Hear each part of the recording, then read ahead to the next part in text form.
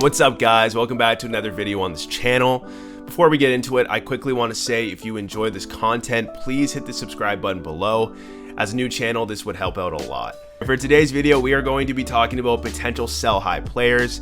These are players that are playing exceptionally well right now, and if you own any one of them, you have a very big decision to make. Do you sell high or do you hold?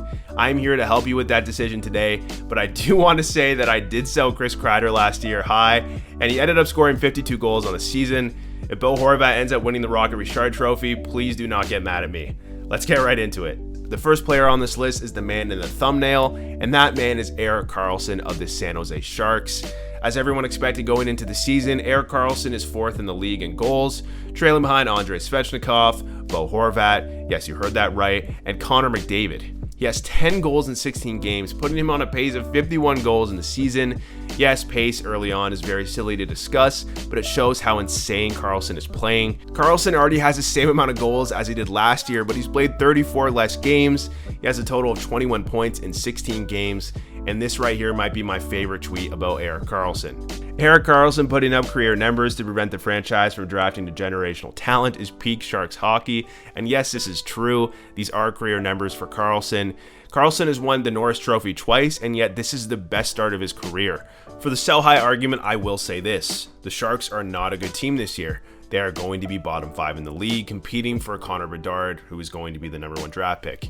That doesn't mean that Karlsson is going to be fantasy irrelevant this year, but would you rather a guy on a good team or a bad team? Another thing to consider is Karlsson's shooting percentage, which is unsustainable right now at 20%. He has a career shooting percentage of 6.8%, so expect some major regression from Karlsson in that regard. You also need to think about Karlsson's injury history, because ever since he got traded to the Sharks, he has been a band-aid. Karlsson consistently misses 20 to 30 games per season, other than that 2020 season.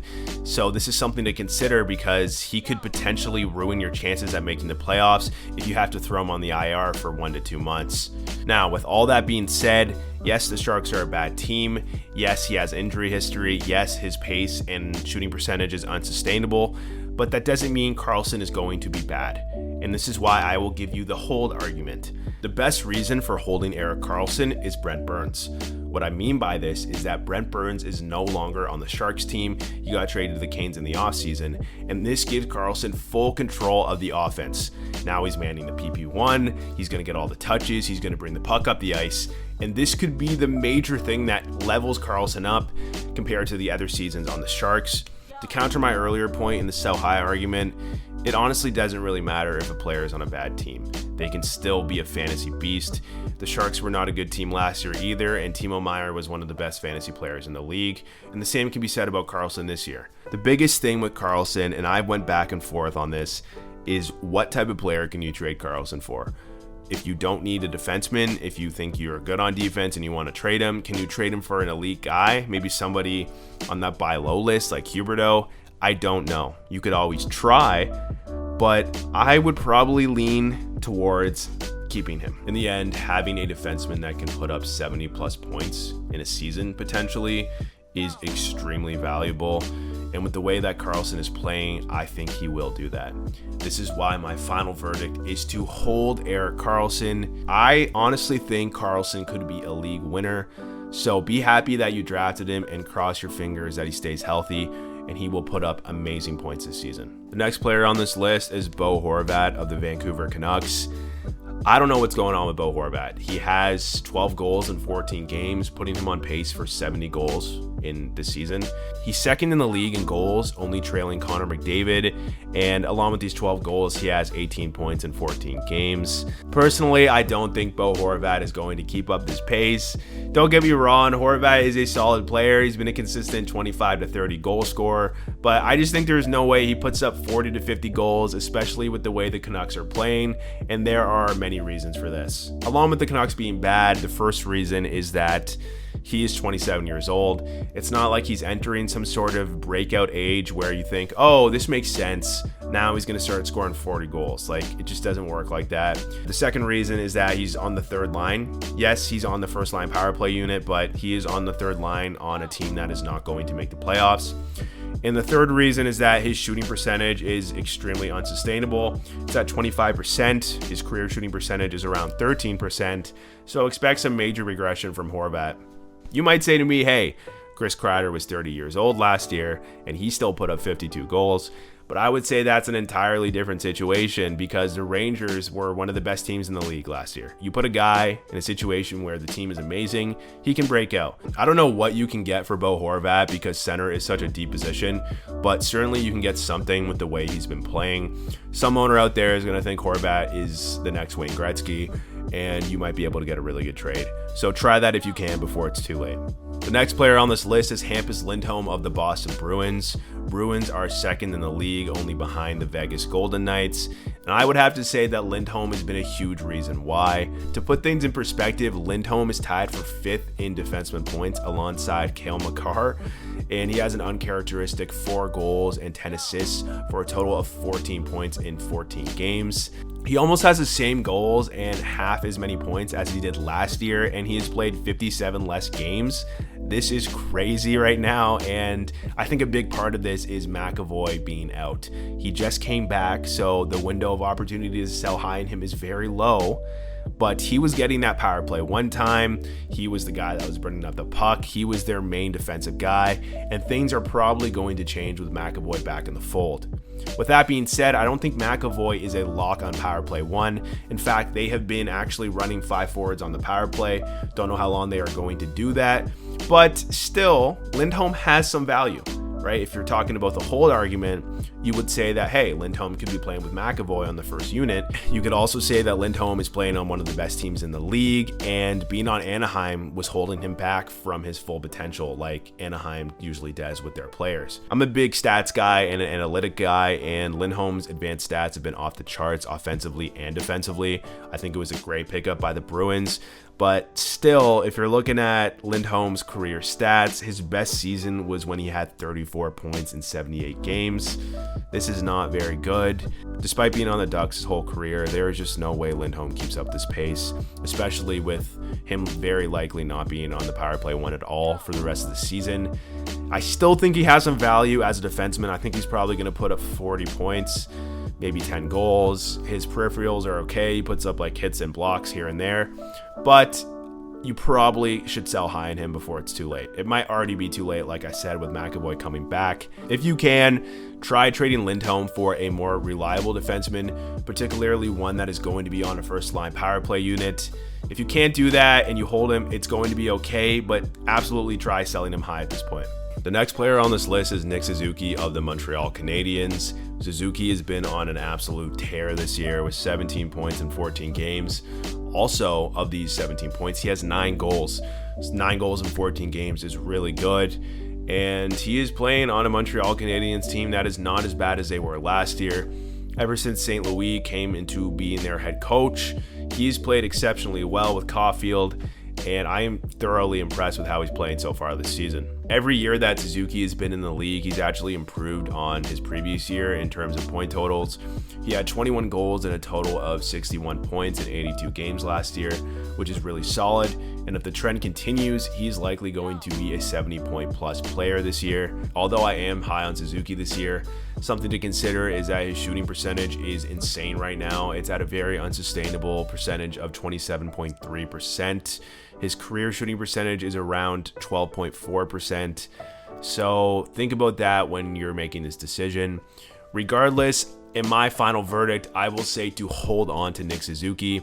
Unless you can make an insane trade, I think he will be a very good player this year. He's taking more shots. I can see him being a point per game player at the end of this year, playing on that line with Caulfield under St. Louis. Suzuki is also only 24 years old, and that's something to consider when thinking about breakout players. This could be the year where he finally breaks out and has like an 80 to 90 point season. You never know. Hold on to him, and hopefully it goes well. Out of nowhere, Gabriel Vilardi is one of the best players on the Kings this year. He He has 15 points in 16 games, but of these 15 points, he has 10 goals. That puts him tied for 4th in the league in goals scored, and I'm very impressed with how he's playing. However, I don't buy it. This one is kind of tricky, to be honest with you. On one hand, his deployment is looking amazing. He's playing on the first line with Anze Kopitar, and he's also on the first line power play unit. However, I don't think these spots are guaranteed. Last year, he only had 7 points in 25 games. 5 goals were of these 7 points. So he is a sniper, but it's just hard to believe that Vilardi is somehow going to have like a 70-point season and put up like 40 goals. It's not completely out of the equation. If you look at a guy like Tage Thompson, he came out of nowhere last year, put up 38 goals, and now he is one of the best players on the Sabres. But I just don't feel that Vilardi is going to be as good as he's playing right now. For that reason, I think you should sell high on Gabriel Vilardi. His shooting percentage is 24.4%, so expect some regression here, as it should be around 15 to 16%. You might be able to sell him high for a buy low candidate like Sam Reinhart, or any one of those buy low candidates, and an owner might bite because he is playing really well right now. But sell high and see what you can get. The next player on this list is Tage Thompson of the Buffalo Sabres. Tage broke out last year out of nowhere, posting 38 goals in 78 games, also a total of 68 points. Some Sabres fans were upset with the contract that Tage signed in the offseason for $50 million over 7 years, but he has shown that that contract is worth it and that last year was not a fluke. Tage currently has 10 goals and 8 assists for a total of 18 points in 14 games. Those 10 goals tying him for 4th in the league in goals scored. He had a monster Halloween night where he put up 3 goals and 3 assists, but ever since then, he's kept that hot streak going with consistent production. If you look at his shooting percentage, it's actually quite sustainable at 16.9%. He has a career shooting percentage of 11.6%, so expect some regression, but I expect this to be sustainable throughout the season. So what do you do with Tage Thompson? Do you sell high or do you hold? Personally, I am a huge fan of Tage. He's 6'7" and has one of the best shots in the league. The Sabres are a better team this year, and he has shown that last year was not a fluke. I expect him to still be one of the top goal scorers in this league, and for that reason, my final verdict on Tage is to hold. I think he's going to be great the rest of the season, and he could potentially hit 40 goals this year. We'll see what happens. The next player on this list is Dominik Kubalik of the Detroit Red Wings. He currently has 16 points in 14 games with a total of 6 goals. He got traded to the Red Wings in the offseason from the Blackhawks, and he was not expected to be fantasy relevant this year, so it's been a pleasant surprise seeing him play so well. I attribute this to Tyler Bertuzzi and Jacob Vrana being out. Bertuzzi is coming back this week, so your window of opportunity to sell high in Kubalik might be very small, but it's undetermined when Vrana will be back. With those two being out, Kubalik has found himself on the first line power play and in that top 6. If you guys remember when he played for the Blackhawks, he had that insane rookie season where he put up 30 goals in 68 games, but his production has declined every year since. With that being said, Bertuzzi is coming back in the next couple of days, and I definitely think that hurts Kubalik's value. I think it might bump him off the power play 1 unless they bump off Perron and have Kubalik in there instead. That remains to be seen, but I just don't expect Perron not to be on that first line power play. His shooting percentage is a little bit high right now at 17.6%. He has a career shooting percentage of 13.4%, so expect some regression from him in that regard. However, the fact is, Bertuzzi is going to come back. Vrana will eventually come back at some point, and Kubalik will find himself in the bottom 6 and on that power play 2 unit.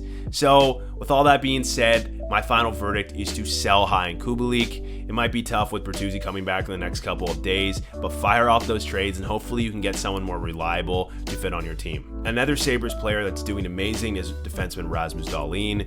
He currently has 17 points in 13 games and 7 goals in those 13 games. This is absolutely incredible for a defenseman, and if you follow hockey at all, you probably heard about this, but he set a record for most consecutive goals by a defenseman at the start of the season. 5 games in a row he scored a goal. The record was 4 and he took it to 5. Obviously, Dahlin's shooting percentage is inflated right now. It's at 13%. He has a career shooting percentage of 6.3%, so expect a little bit of regression, but this was to be expected when a defenseman scores 7 goals in 13 games. Dahlin had a really solid campaign last year with 53 points in 80 games, also a total of 13 goals, but I expect this year to be even better, and that means that he will be in Norris contention, likely putting up 60 to 70 points and 20 plus goals. With all that being said, this one's pretty obvious, guys. My final verdict is to hold Rasmus Dahlin. Enjoy the ride because he's going to be one of the best defensemen in the league and put up major fantasy points. The next player on this list is Carter Hart of the Philadelphia Flyers. He's had an unbelievable start to the season with 6 wins and 1 regulation loss. He has a goals against average of 2.09, and he is second in the league in save percentage with .941. The last 2 seasons, Hart has been very disappointing, putting up abysmal numbers. People were expecting much more after that solid rookie season that he posted, but now the Flyers are actually pretty solid with John Tortorella as their coach. Flyers fans should be happy to see Tortorella leading Philadelphia to narrowly missing the playoffs and then gaining a mediocre draft pick before being fired after 2 seasons. All jokes aside, goalies, like I said, do very well under Torts, and Philly will be okay this year. So what does this mean for Carter Hart? Should you sell him high or should you hold him? Goalies are so hard to predict every year with guys like Shesterkin, Vasi, and Saro struggling. I know it's still early, but it is something to consider when holding these guys that are performing very well like Hart. Yes, I think there will be regression. I don't think he's going to be second in save percentage in the league, but he's going to be a serviceable goaltender for the rest of the season. For that reason, my final verdict is to hold Carter Hart. I think even though Philadelphia is going to be an okay team, Hart will face a lot of shots, and he's still one of the best young goalies in the league, so hold him and hope for the best. The next player on this list is Necas of the Carolina Hurricanes. If you've watched any Canes games this year, he looks absolutely electric. I swear he creates chances every time he's on the ice. Necas currently has 19 points in 14 games with a total of 7 goals. This is incredibly solid, and this brings me back to when Necas had a career year in 2020 when he put up 41 points in 53 games. A lot of people were very high on him coming into last season, but he put up abysmal numbers. He had 40 points in 78 games with only 14 goals last season. But things are different this year with Necas for a number of reasons. Obviously, the Canes are still an amazing team, but he is now on that first line power play unit. He's playing on the second line with Svechnikov as well. Another great sign for Necas is that his average total ice time has gone up considerably this season. His average total ice time last year was 16 minutes and 11 seconds, but this year it is 19 minutes and 23 seconds. That is an over 3-minute increase. And this is giving Necas a lot more opportunities to showcase his skills. Even when Max Pacioretty comes back, I still believe Necas will be on that first line power play unit, which is going to be Patches, Aho, Svechnikov, Brent Burns, and Martin Necas. It might be enticing to sell high considering a lot of people picked him up off the waiver wire, but with the deployment that he has, the skill that he has, and being on that great Carolina Hurricanes team, I expect him to keep up with the consistent production, so hold him and see where he goes. The last player on this list is a guy who I just traded, and that man is Nugent-Hopkins of the Edmonton Oilers. He currently has 17 points in 16 games with a total of 8 goals, and I just personally don't think he's going to keep up this production. He's been notorious for having hot starts over the past couple of seasons where he is a point per game player, and then the last 50 or so games of the season he kind of starts slowing down. His shooting percentage is also unsustainable at the moment at 20%. His career shooting percentage is 11.6%, so expect some regression. The only argument I could see against selling high on Nugent-Hopkins is that this year could be different in terms of his deployment. He's always been in that first line power play, but this year it is shown that he's been playing with McDavid on that first line.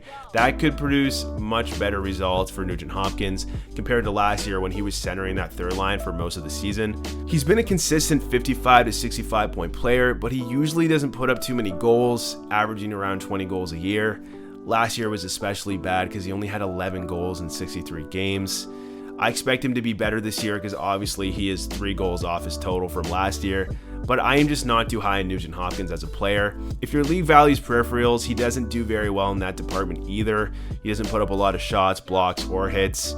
So unless you're in a strictly points league where hits and blocks and shots don't really matter that much, Nugent-Hopkins is kind of an average fantasy player really solid two-way player in real life, but fantasy, he's kind of okay. His stats look really good right now, but I like to follow the trends, and what I see is a guy who always starts off super hot and then plays pretty abysmal as the season goes on. I also think the injury of Evander King could impact Nugent-Hopkins. They could move him back to that third line to give more balance throughout their lineup, which I do not like at all. With all that being said, my final verdict on Ryan Nugent-Hopkins is to sell high. I just did so myself in my league by trading him away for Valeri Nichushkin, who plays on the Colorado Avalanche. I personally just think Nichushkin has more potential than Nugent-Hopkins. He definitely puts up more goals, he puts up more shots, blocks, and hits, and even though he's going to be out for a month, I think I won that trade. Let me know what you guys think about that trade in the comments below. Alright guys, that's the end of this video. Let me know in the comments below your thoughts on some of the final verdicts I made on these players. Do you agree? Do you disagree? And also, if you've made some good sell high trades, let us know in the comments. Like always, have a good one.